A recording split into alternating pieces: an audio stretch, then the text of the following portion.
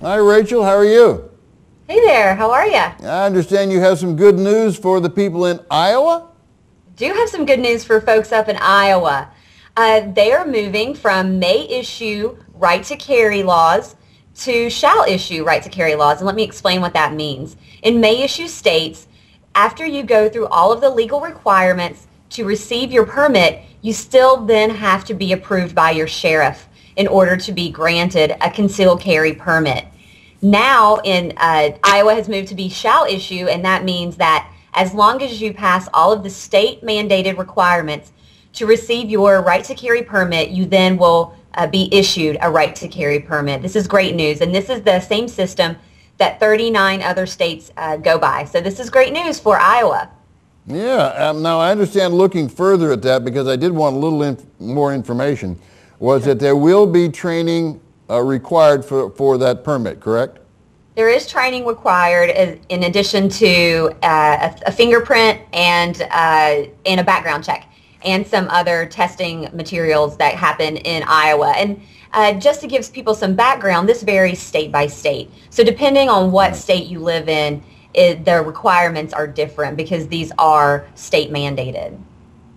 Okay, good. And the other thing that I noticed here when we were going through this was that gun permit records are public now and would remain that way. They would remain that way.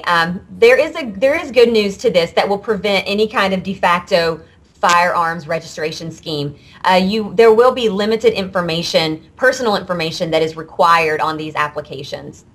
So that's good news. We want to make sure that we don't give the state governments there any information that they don't absolutely need in order to process these permit applications. Okay, yeah, well, that should be very exciting for people in Iowa. I hope they're setting a good example for the rest of the country. We're always glad to hear something like that. Absolutely. It's always nice to see people's right to carry privileges and rights being expanded, and that's something that we want to continuously work on all throughout the country, and we are having some success with this in other states. Okay, good. Now I understand there's some good news coming out of Mississippi. That's right.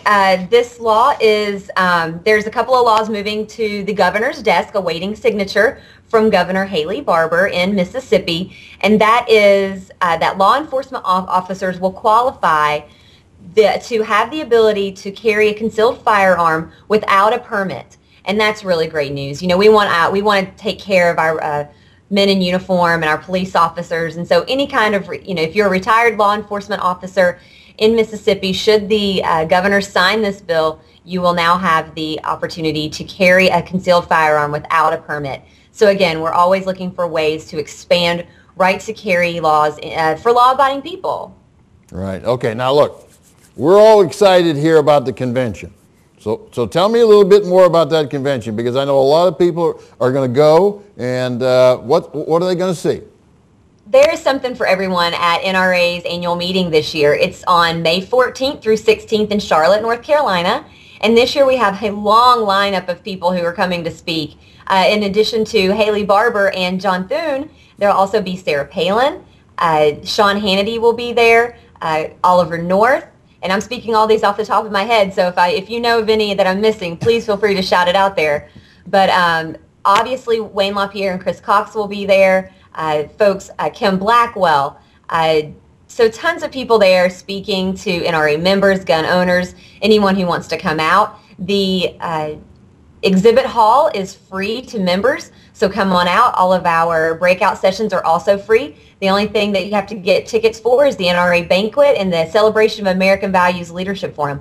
So this is something that we're really encouraging folks to take a look at. You can go to nraam.org for more information and for any kind of hotel and housing information that you may want if you want to come and visit Charlotte in May. So we really encourage everyone to come out. Again, 400 exhibitors, tons of breakout sessions, whether that be grassroots workshops, legal and law seminars, and there will be self-defense classes there as well. So it's something for everybody at NRA's annual meeting every single year. Okay, I'm going to give you a hint. He plays a fiddle. Charlie Daniels is going to be there also. He's going to be some entertainment at our banquet. That's right. Yeah, I know a lot of us Thanks are going for to the hint. a lot of us are going to go to see Charlie Daniels, no doubt about it. Well, thank you, Rachel. I appreciate you bringing us up to date on that. We'll learn more about the convention and some of the NRA updates next week. That's right. I'll continue to give more updates every week. Okay, good. Thank you, Rachel. Thank you.